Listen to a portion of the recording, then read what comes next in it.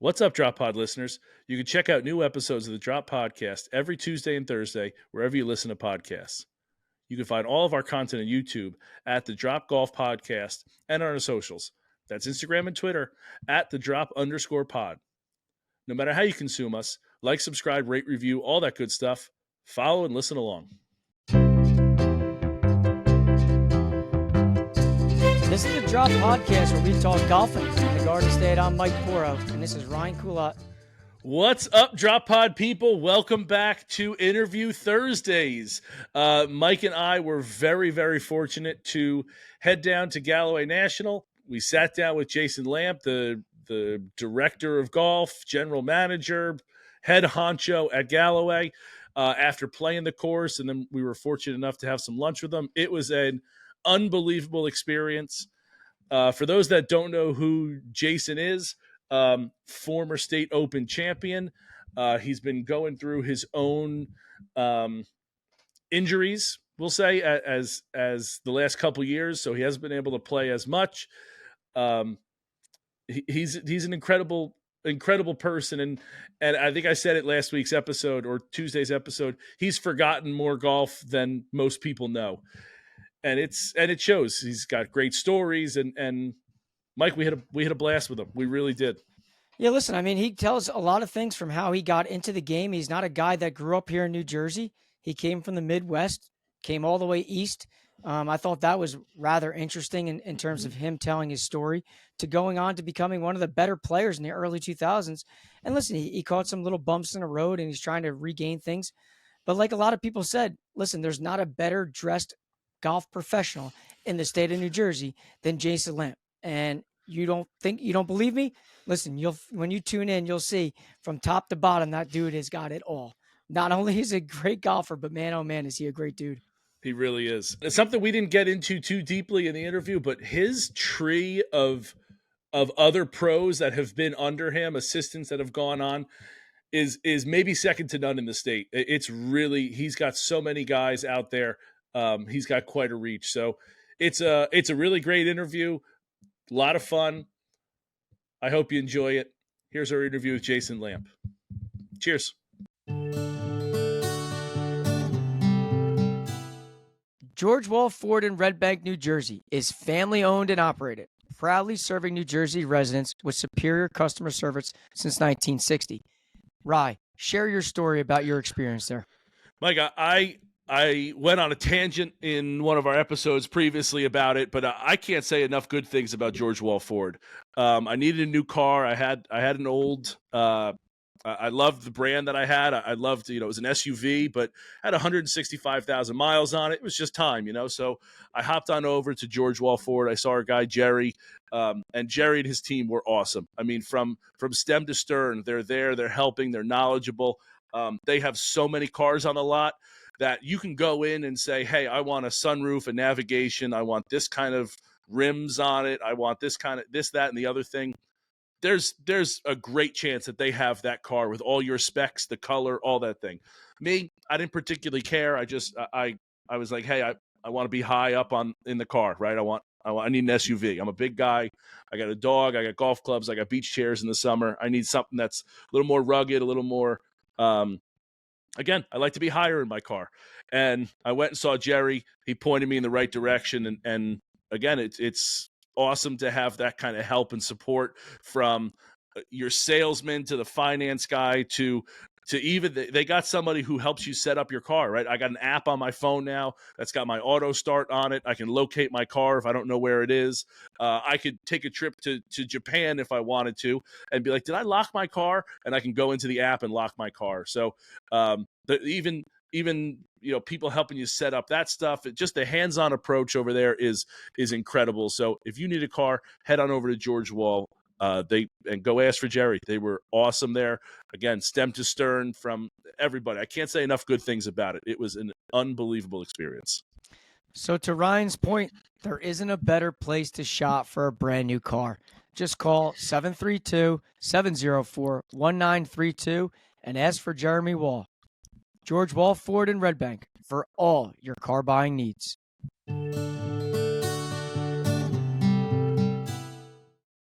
So today's guest Boy, oh boy, do we have a treat for everybody today. We have the director of golf / general manager down here at Galloway National, former state open champion, just overall great dude. Today's guest is Jason Lamp. Jason, thank you so much for coming on today's show. Hey, Mike. Hey, Ryan. Thanks for having me. Boy, we got ourselves a treat here. Not only did Ryan and I get to experience this whole place, but I think getting you on the show and talking a little bit about your background is definitely an interesting story. So why don't we start from the beginning? How did you get to where you are today? What made you get involved with the game of golf? I guess I was about 10 years old and we moved. And when we moved, my dad was a golfer and I hadn't really got into it yet. And we moved right next to a public golf course, bike ride away, and just started kind of hanging out up there, playing a little golf with my dad, and just got the bug when I was probably 12. Where was that? Is that in Jersey? Yeah, I grew up in Fargo, North Dakota. Oh, wow. I didn't Yeah. know. So North Dakota, North Jersey. Dakota to Jersey. So I went to college in Texas and played golf at Texas Lutheran. Graduated from college and was going to try to play. So I went down to Florida with a car full of clothes and no money in the pocket. And I went down to Florida and I met somebody from the East Coast. He's actually now, his name is Brendan Walsh. He's at the country club now. And I worked for him in Connecticut for a couple years. And from there we went to, got a job at Pine Valley after that. That was in 92, so I was there from 92 to 96. Great experience, great spot, #1 in the world. Really special place. Really holds a special place in my heart too. I see. Mike's wearing the gear. Flaunt it. And then from Pine Valley, I was the head golf professional at Blue Heron Pines. I was there for 5.5 years. It was wonderful time in golf. Everybody had money. We were the first golf course that charged over $100 in the state of New Jersey. And we were busy every single day. When I was there, we built the East Course. And they actually had a national championship there. They had the U.S. Pub Links, which they don't have anymore. I think they changed that to the 4-ball now. Yeah. Uh-huh. So they held that. I was not there. So I was there for 5.5 years. And then I got a wonderful opportunity to go to Deal Country Club. Spent 14 wonderful years there. Yeah, so we got it all today. We came ready to go. Yeah. We came ready to go. You think this is all accident? Yeah. Listen. This is pre-planned. So 14 years up there, great spot. The membership treated myself and my family like we were members. Great time, and I had a little itch that I needed to move on and experience something else. And I remember telling my brother back about probably 10 years ago, he's like, "You're going to spend the rest of your life at Deal, aren't you?" I was making good money and I liked it. And I said, "Yeah, but there was always one golf course that I'd love to be at, and it was Galloway." I played it when I was down here. I always had just loved the golf course. And the opportunity came up and they called me and I came down for an interview and everything went great. And so it's on year 9 now at Galloway. Jeez. Yeah, listen, this place doesn't get old. No, So, it could be year 1 to me in the sense of like I can see why you don't want to leave a spot like this. But that has been quite the journey. When you think about North Dakota to where this whole thing started to ending up here on the East Coast, Jersey Shore, it's like, wow, we've traveled a little bit. North Dakota to Texas to Jersey. To Florida. To Jersey. So we're all over the place. Quite the rectangle. And I guess my question is like, what's the golf like in North Dakota? Golf's great in North Dakota. Plenty of golf courses. You play comfortably from May 1st, first week of May until Halloween. Okay, so sometimes not really just like New Jersey. Yeah. In some aspect. You don't get the falls in North Dakota like you do here, and the springs are pretty crappy, kind of like they are here. Yeah. But the summers, it's like today. They have a lot of days in the summer like today. Okay. Perfect. 80, Which is 75, perfect, 80 yeah. degrees, sunny. It was a great place to grow up. And I got to be honest with you, when I was done with college, I went back that summer and I said, I don't think I want to live in North Dakota. And I've been on the East Coast since 1990. Yeah. A lot of good spots there, man. A lot of good spots. And then I think about, like your you've had tremendous success as a player. Obviously, you tried to dabble in the professional scene, but you do have, a State Open under your belt with many other unbelievable things that you have got going on. Talk a little bit about that run. A little bit, like listen, me being the junkie that I am when it comes to tournament golf, like you always saw your name, whether it was on top of the leaderboard or right around the leaderboard. Like, what was that stretch like for you from a competitor side? Like, obviously when you're running a golf course and you're doing tournaments and you're dealing, with members all the time, but like being able to step in that arena and being a competitor, what was that like in that little run that you had going on that year? Well, one of my favorite things about doing what we do is that you're around the game all the time. And, when I was preparing for an event, I would always make sure that I would get a week's practice in, make sure I hit some balls every day, some putts. And I love to compete, always have. I mean, if I'm going out to the golf course, let's play for money, I want to be able to pay attention, Focus. So that was a lot of fun. A funny story about the State Open. So we had a hell of a week before the State Open, and I was so excited that I was at Hollywood, and I had to qualify that year. Wow. So I went out to, it used to be called Green Acres. I think it's something else now.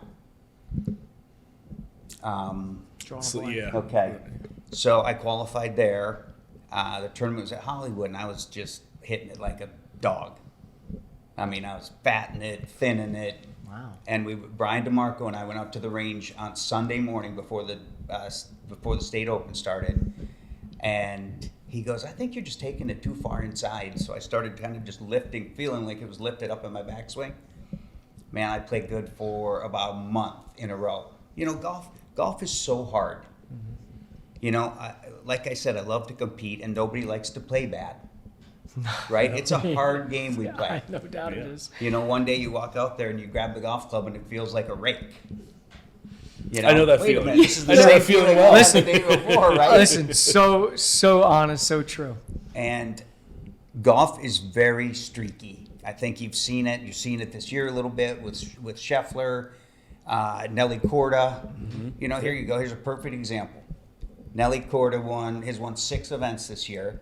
She goes out to the U.S. Open, makes a 10 on a 148-yard par 3. Yeah. You want to talk about a hard game? That's the number 1 player in the world. Just made a 10 on a par 3. That's 7 over, by the way.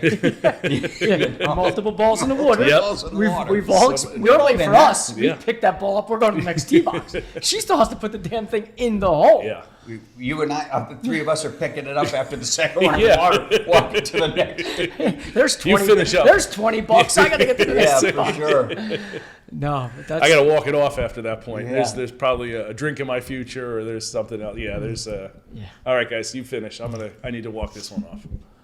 So you get streaky that summer. He It's fixes just- that little thing, and then you go into Hollywood. Now, are you obviously being right across the street? You know the golf course. You know you've played it probably many, many times, and you can think about it, from the back of your hand. But like, you get on the grounds, and I think that also though adds pressure sometimes when you know something so well, because it's not like the unknown. Like, all right, can I miss it here? Like, every little thing, and now you got members who are walking across the street to watch, and now you got people that are more interested in what's going on. Like, what was that week like? The preparation again wasn't great, but all of a sudden I went over and played a practice round Sunday night, and I played with Kevin Wyneth, who's the head professional there, and he looked at me after 9 holes and goes, "You got a chance to win this thing. You're hitting it pretty good, So I went out the next day, and the golf course was hard, and I shot 210, 3 under. So I think that week I only made 4 bogeys the whole week. I mean, my ball striking was just, it was playing great golf. It was one of those deals where it just became magical. Mm-hmm. I mean, every shot in the center of the golf club, and then you don't want to get too far ahead of yourself. So here I am going into day 3, and all of a sudden we have about 100 people from Deal are over watching. I'm like, Exactly. my wife's coming over to watch it. She doesn't ever come to watch golf. So, the last round was it was great. I made 1 bogey. It was just, it was one of those days where you didn't miss the green because the rough was so long. Yeah. Yeah, I mean, listen, I vividly remember that. There's weird things in my crazy mind that stand out, and your name on leaderboards and winning was one of those things, because I think growing up, and you're always looking up to like who are these guys? Because for some of us, we look at you guys like, oh, listen, these dudes are our PGA Tour guys. Like they're the guys that are household names here. You can still see things on social media and whatnot, but that was obviously an unbelievable thing. And as you've progressed, like before I get to like where you are right now with your game and your overall health, like when you switch gears in a sense and you start thinking about like, all right, at Deal, you're the head golf professional. Now, as you start thinking, like you're saying, I'm not done yet. Like there's something else. This place down here in South Jersey has a lot of things that interest me, that have sparked me. That like, oh, maybe that second wind about a career is there. What's a transition like leaving a place like Deal that has its own history, and then coming down to a place like Galloway? My whole goal when I was at Deal is just I wanted to make it a better place than it was when I got there, and I think we did an excellent job of doing that. And you get to a point in your life where you're like, okay, I don't want the membership to feel like it's the same all the time. The same member guests, the same tournaments, you got the same people. Mm-hmm. Always trying to make the place that I'm at the best. I mean, that's always a goal, to run a perfect operation. No one does. Right.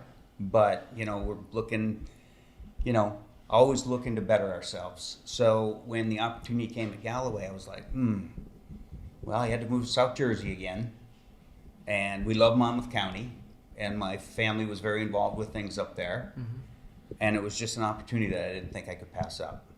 Yeah. So when I started, after the first week, I was like, we don't have much play here. We were playing about 9,000 rounds of golf. Wow. And, the pandemic really changed the golf world. Yeah. You guys have talked about it on your show before. Mm-hmm. It really changed the golf world. And we went from, we doubled our membership in a couple years during the pandemic. And things have been great since then. We have a great thing going here. We want to make people's days when they come to play golf here. Yeah. We like you guys. I mean, I saw you guys when you came off the golf course, and you were like, "Wow, this place is really cool." It is. So do we have an afternoon tea time too? Yeah. Like, listen, I totally listen, and I think when I was fortunate, I was a kid, and we played here one time, and it's so weird. But one of the things that stands out was our first hole that we played that day was the 10th hole, and I topped it off the tee and went right in the water. And I said to myself, like, oh, man. And as you get older, you're like, that place was so good. I wonder if you ever get back. And then, being fortunate to be back here a few times and see it is like, okay, those are the reasons why this place has always stood out in my mind, is like, it is just so good. And I know that Ryan and I talk about this a lot. For someone like me, like, optics matter. Like, I like to look around and see things, and not to take away from golf courses that are all like kind of in a compound and they have going side by side and maybe some dog legs.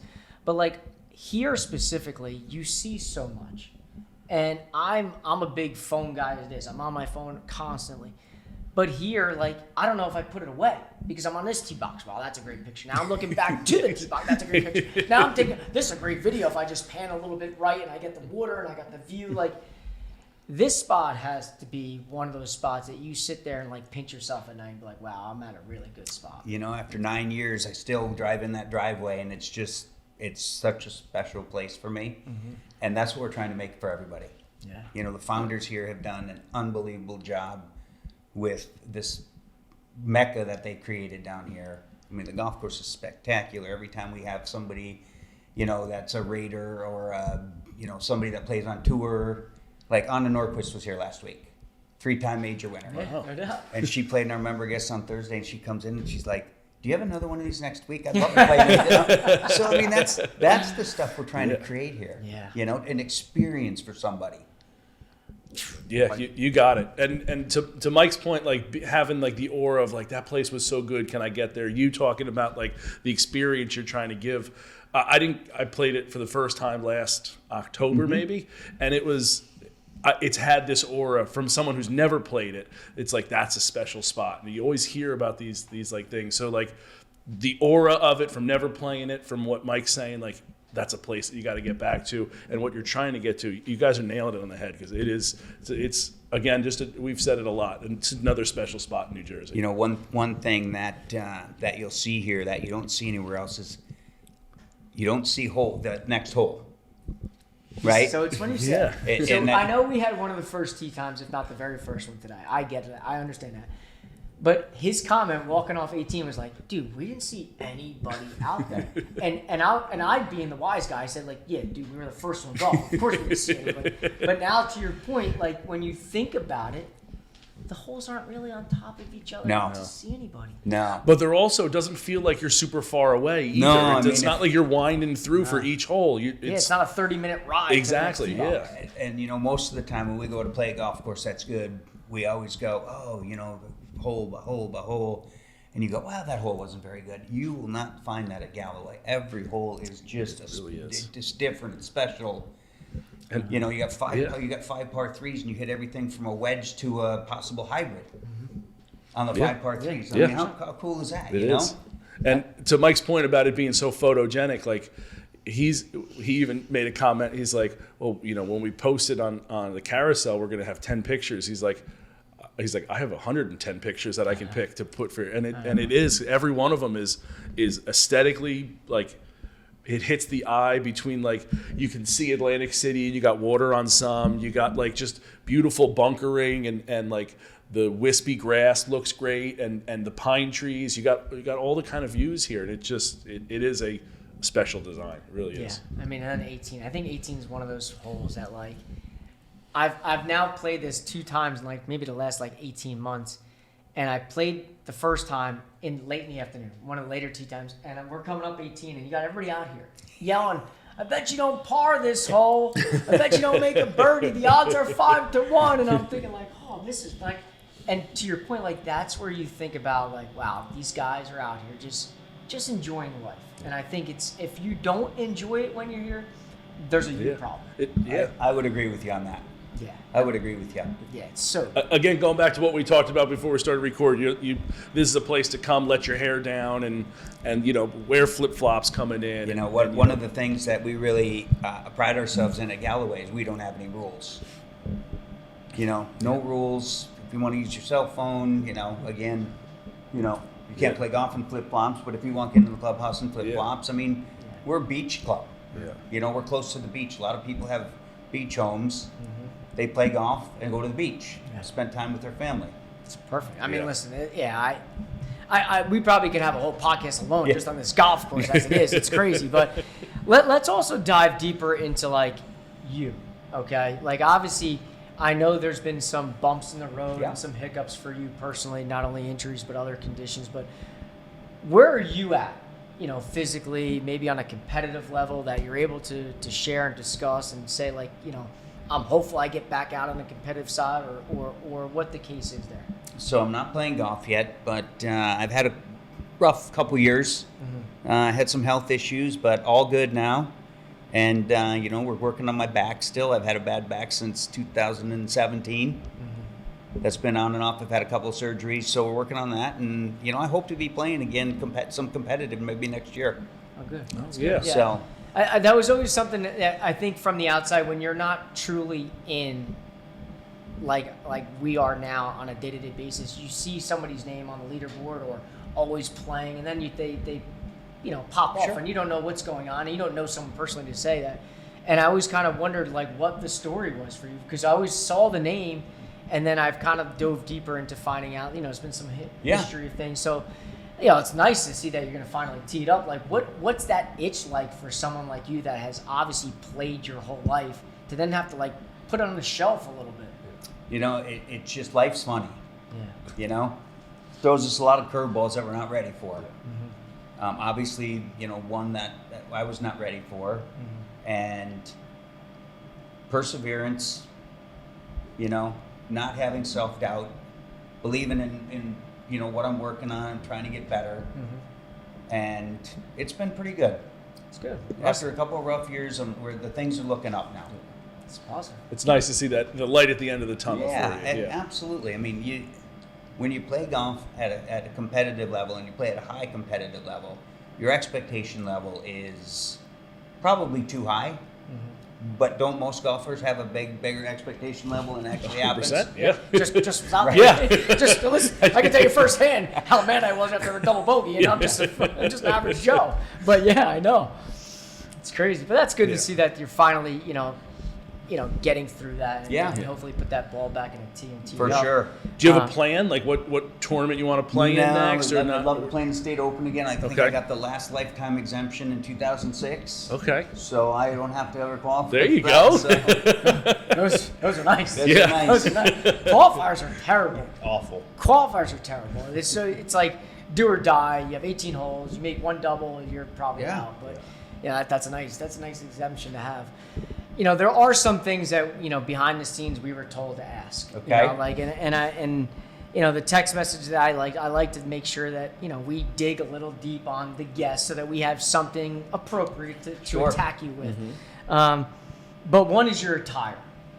I've gotten multiple texts from multiple people that say there isn't a better dresser on the golf course or at a golf course than you. Is that something that you pride yourself on, or is it just instinctive that, hey, listen, I got good stuff, I'm gonna wear good stuff, or before you get up in the morning, like, you know what, I look pretty damn good right now. Look, I mean, I've had some people, say the same things you have. I've always taken pride in how I dress. My mother was an impeccable dresser and kind of just taught her family that you need to look good, when you go out, when you meet people. And she would always tell me every time before a tournament, you can't play well unless you dress well. So I've always my dad always said, right? You look good, you play good. My dad wore a suit for 30 years of work every day. I mean, sharp dressed man, still is at this day. There you go. So So it's a fact. So someone wasn't pulling my chain. Yeah. So but I think that's a good thing because I think appearance matters. I do. Especially if you don't know somebody and you're going to meet them for the first time. Like if I'm a schlub and I'm showing up and untucked, I got my hat backwards. It's kind of like, all right, you're not probably going to take him serious right off the bat. Right. But yeah, so I guess that's a fact. And I know you got. Well, that kind of goes into the pro shop. Is that something that like pro shop here is not the biggest pro shop in the state as far as like this size, like square footage wise. Yeah. But it's excellent. Right, the stuff you have looks good. It's right. You're wearing this. Yeah. I love this. This vest. Is that kind of go hand in hand with like you're wanting to look good, so I'm going to have good stuff and having like the merchandiser part of you there. One thing that I love about our golf shop is that we hear constantly, you have stuff in here that I don't see anywhere else. And that to me, You got baseball bats. We got see that. We got every sport covered. There you go. We I like got that. footballs, baseballs, Yeah. baseball bats. Like the baseball bat thing. I was just thinking in my office one day, and I called a guy local and said, "Hey, what do you think about making a wood bat and putting the logo on it?" And he made me a sample. Christ, he sold all kinds all over the state. So it's just little things like that, little ideas, Listen, it's a great logo too. It is. And I think that logo, we've had different guys on like Shane Bacon who part of his business that he does on the side is logos, and like you kind of know the ones that hit and the ones that kind of don't in a sense. And when you see that, it's like, all right, you've played somewhere really nice, and I think the branding aspect of it is No doubt. I mean, I get calls from people all over the country now. Hey, man, we had someone here that was wearing a Galloway shirt, and I'm like, all right, that's cool. Yeah, no doubt. That's a good That's thing. free advertising, Yeah. right? Totally. It's Listen, free advertising. totally get it. Does all the stuff say Galloway under it, or So, like how Pine Valley sometimes just does the shield and not? We do a members only logo without the writing underneath. Okay. Yeah. And we see, have it's become a nice little Yeah. hit for us in the golf shop, and we carry pretty much every brand in the members only.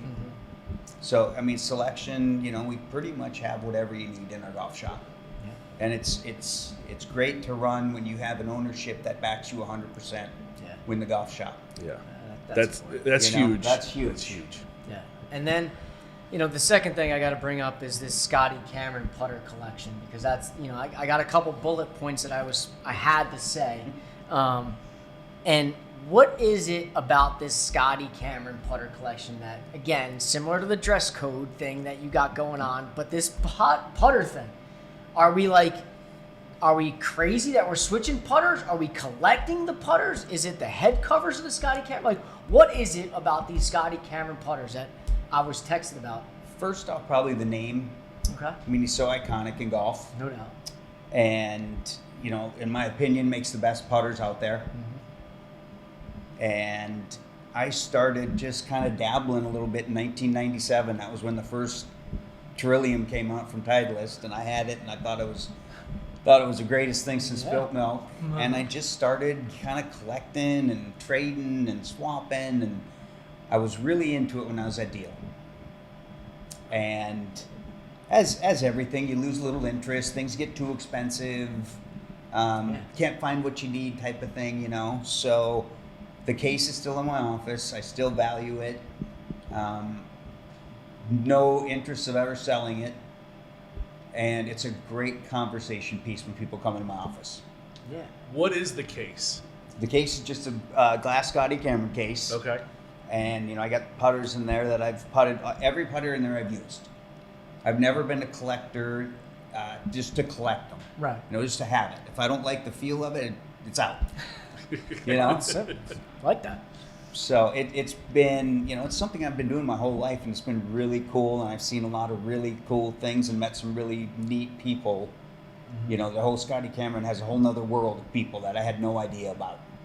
Listen, those head covers, for putter head covers, are like, I see it all the time. Brad Faxon is a big, I follow him on Instagram. Big Scotty Cameron putter head cover guy. Like, you see them all. So, like, yeah, to your point, like, those things are collectible, similar to what we used to collect as kids, cards, like the baseball card, the basketball card. Now it's these putter head covers, and he said it the other day, like, we need to get in the putter head cover game. Like, we need to get in that game. Like, these things are insane. Yeah. I mean, if you look at, I mean, his Circle T head covers online are $450 to $1,000. I know. For Just one cover. The cover. Yeah. I know, which is insane. Yeah. You can buy the putter for another $5. Yeah. Right? Too bad it doesn't come with making putts, but like, I know that is an absolute, yeah. I was told to bring that up. So. Have you been out there? Have you been to the Scotty So Cameron? I have. I've actually been to the studio 3 times. Okay. And then I was at the gallery once. Okay. And I remember when I walked into the gallery, I wanted to buy a head cover, and he said, well, you can't buy a head cover unless you have a Circle T putter. So I went back up to my car in my trunk, brought my Circle T in, found this beautiful head cover that I loved, thought it was going to be great. I looked at the price tag, it was $1,200. I'm like, I think I'm going to take a pass on that. Insane. You know? $1,200. Yeah. Wow. For a putter head cover that half the time we throw right into the cart. Yeah. Yeah. To the caddy. How many times do you just throw it in, like you get it out of the bag and just kind of toss it near, like in general vicinity, as like I'll walk past it. You didn't. But it's $1,200. I'm like laying it down gently. It's I might have a towel I'll that grab goes the under- putter. Yeah. I'll grab the putter. To me, it's unbelievable when people, it's a conversation piece. Yeah. You know? Whenever you meet somebody, you want to have something in common with them, and, you know, find something that they like to talk about. And things like that, like Scotty Cameron. Anybody who plays golf knows Scotty Cameron. 100%. So they'll walk in my office, oh, that's a nice case. What's the deal, you know? So again, nice conversation piece. It's easy to open up a conversation with something like that. And what golfer doesn't know Scotty Cameron? Everybody pretty much knows him, you know? Yeah. I'd say wake up if you don't. Exactly. You know? One of the things I like to ask, you know, guests like you and people that have really experienced a lot of things here at home, you know, and I say home, like golfing in the Garden State has been like our niche trying to cover, like talk golf, play golf, experience as much as we can from the north to the south to the east to the west. And a guy like you that's played almost everywhere, if not everywhere, if someone were to be invited to one private spot, we can't count Pine Valley because the odds that people get invited there are slim and none, and you can't count your home spot here at Galloway. What's one spot that you would say to someone like, hey, listen, you're going to have to ask for a get out of jail free card from the wife, or you're going to have to drop this, what's going on, and say, listen, you're just going to go. You got to figure it out. You have a spot or two? I do. My brother and I went down and played Peachtree in Atlanta. So let me rephrase it. Let's see if we keep it in New Jersey.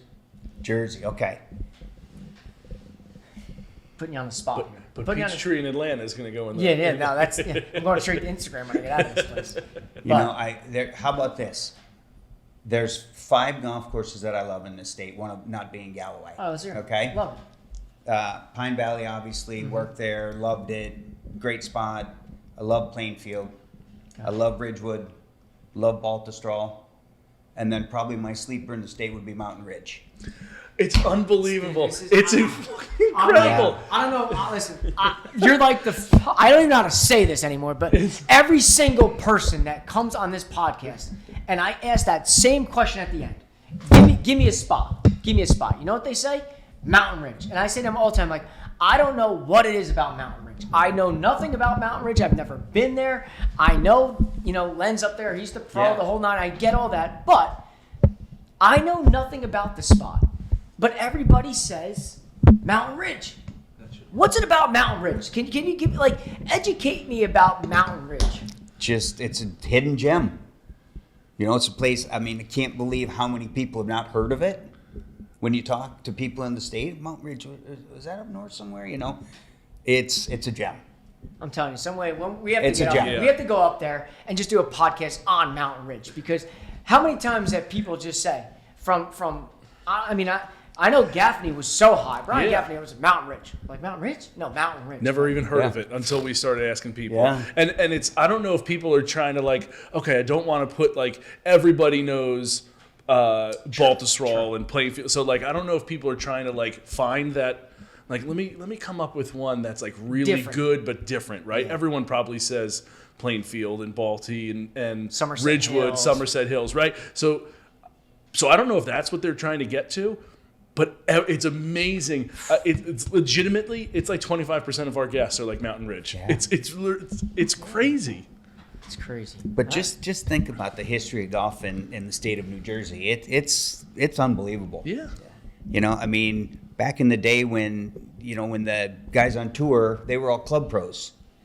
So one of the first names on the trophy for the state open is Byron Nelson.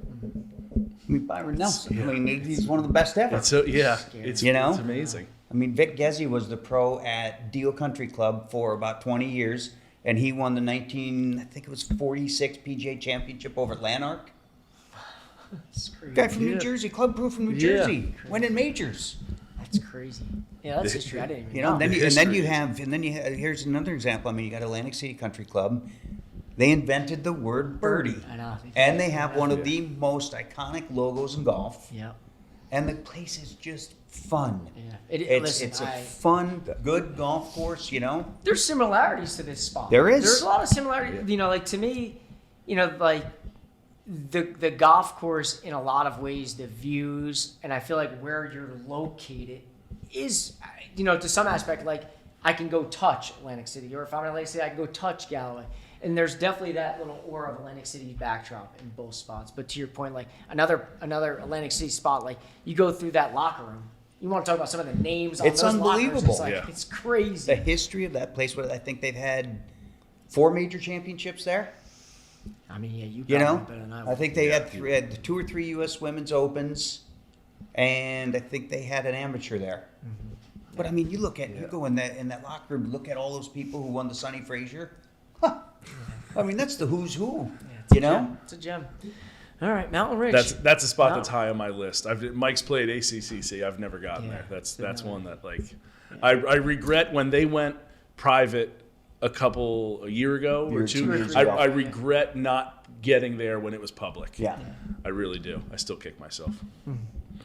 But yeah. Mountain Ridge. Yeah. Gotta get on it. Somehow, some way. Go start DMing them. It really is. DM Len. He's a good dude. Right. Did you want to ask him your last question? Yeah, we can go into it. You got it. Okay. Ask them both. I'm gonna ask both. Yeah, you gotta ask both. So I know you haven't played competitively for a few years, and we're looking ahead. We talked about getting there, but when you're gearing up for a competition, right? Do you have any kind of quirks or habits that, as you get ready to play or as you're out there playing, that you have to have? And I think golfers are kind of quirky by nature, basic ones like the amount of tees that are in your pocket, or having this in this pot. Is there anything that you have that kind of stands out that's I think you just, as a golfer, you just have to be disciplined a little bit.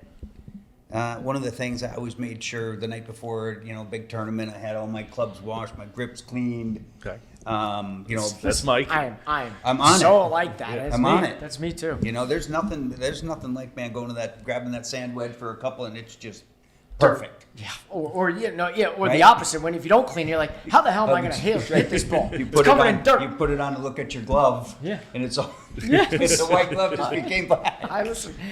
So yeah, I think it was, I was disciplined. I marked with the same ball marker. I used the same divot tool.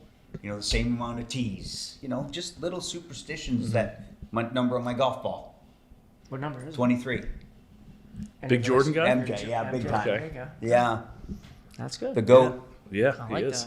that. See, like for me, I don't know, and we joke around like I'm crazy as in nature as it is. Like mentally, I'm all over the place at times. But when it comes to that stuff, like I probably have the same ball marker, but the tees, I'm just grabbing a handful, throw it Agreed. in my pocket, and let's go. But yeah, I mean the golf balls. Like, as long as I have the new golf ball, I'm ready to rock. I'm rock and roll. Hopefully, the last 18 holes. Mike's the crazier one of us too, but I'm the same way. Like I have to have like a certain amount of tees in my right pocket, an extra balls in the left pocket, so that when I hit a bad shot, I can just Pez dispense it. Right. It's ready to go. right. Like there's just certain things that like you just if I don't have that, it's crazy, but I feel off balance when you don't have it. So Yeah. again, I think we're quirky by nature, and I think it's one of those golfers things. in general are quirky. 100%. So, and then now, we a golf podcast, yes, but also New Jersey podcast. And there's a great debate in the state of New Jersey about the name of a particular kind of breakfast meat. What is the name of that breakfast meat? Pork roll. There you go. Is that what you call Pork roll, egg, and cheese. Yeah, there it? we go. I knew this was. I knew this Yeah. was spot on. I mean, there's a reason why I love being down What do here. the other people call it? Up north, it's Taylor ham. No. Do you know? No. You know how many times we end interviews and I'm like, oh, there goes that one. Let's say goodbye to that guy. Yeah. The good guys stick to what it's called, and that's called pork roll. So, I'll tell you, I'll give you one. Here's a little story for you, okay?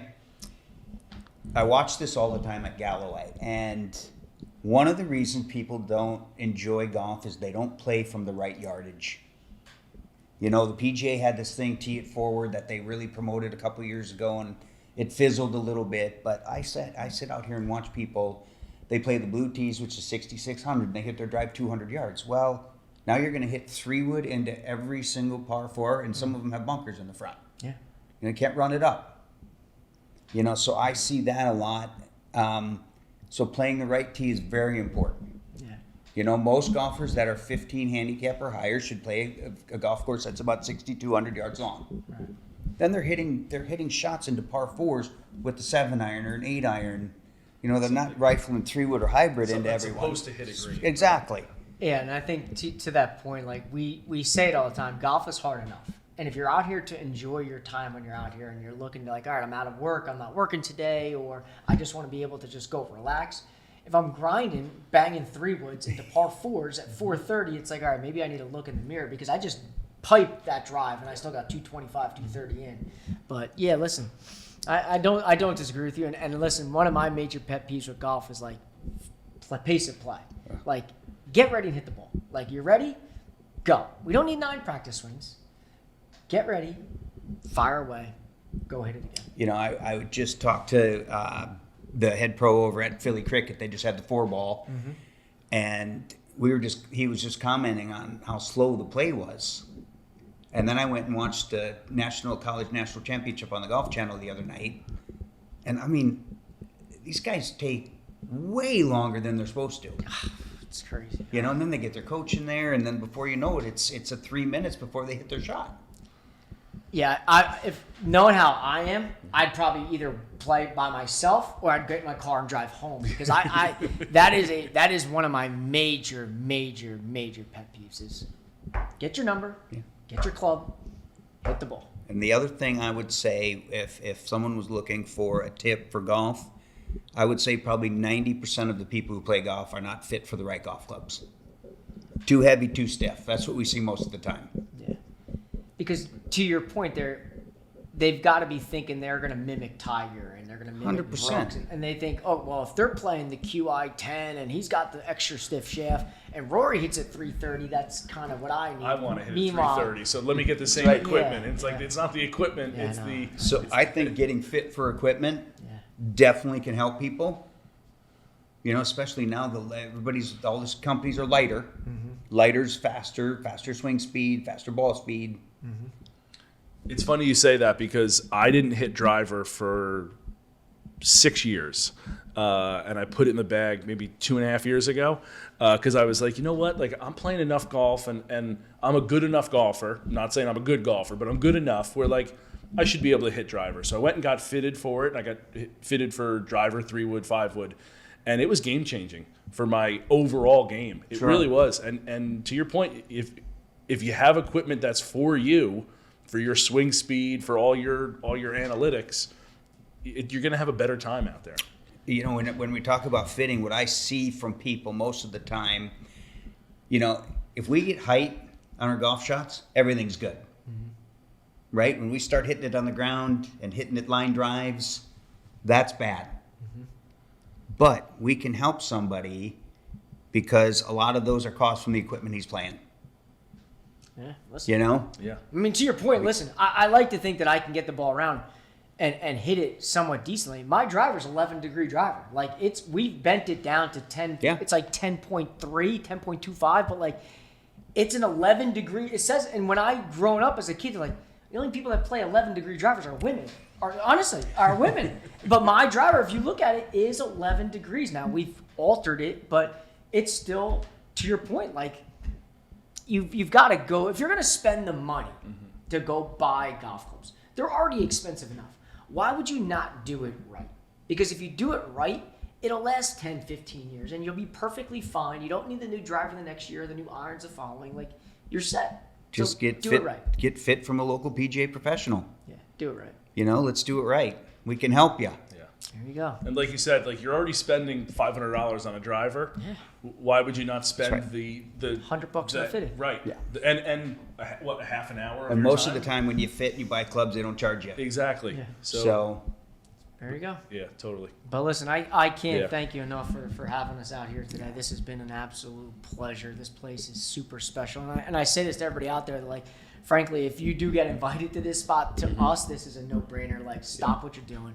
Ask for the get-out-of-jail-free card and get your butt down here. So, kind of like you both did today, right? Absolutely. But thank you so much for coming on. Oh, guys, it's a pleasure having you, and I'm so glad you got to experience Galloway today. And if you guys need anything, I think what you're doing is great. The podcast is great. I've been listening to it, and, you know, continued success to you both. Much appreciated. Thank you so much. I appreciate it. All This right. was awesome. Yeah. Good?